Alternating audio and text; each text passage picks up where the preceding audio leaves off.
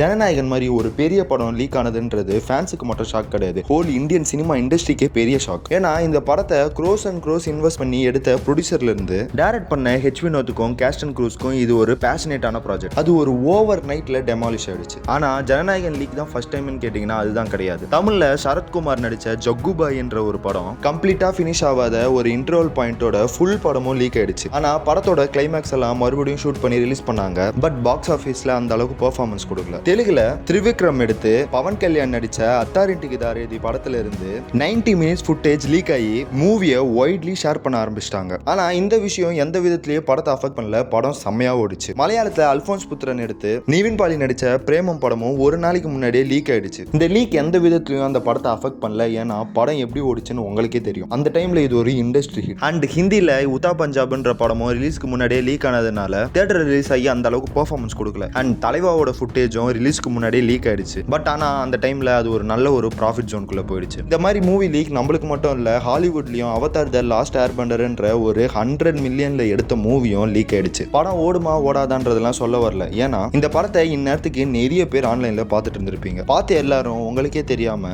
சினிமான்ற ஒரு மீடியமை ரூயின் பண்றோம். ஸோ படம் ரிலீஸ் ஆயிடுச்சுன்னா தயவு செஞ்சு தியேட்டரில் பாருங்க. இதை மட்டும் என்கரேஜ் பண்ணனா நாளைக்கு நம்மளுக்கு பிடிச்ச ஆக்டர் டைரக்டரோட மூவியும் இதே மாதிரி லீக் ஆகும். ஒருத்தரோட விருப்பம் இல்லாமல் லீக் ஆன ஒரு பொருளை கன்சியூம் பண்றது ரொம்ப தப்பு. அந்த தப்பை யாரும் பண்ணாதீங்க. நான் சொன்னதை பத்தி என்ன நினைக்கிறீங்கன்னு சொல்லிட்டு போங்க.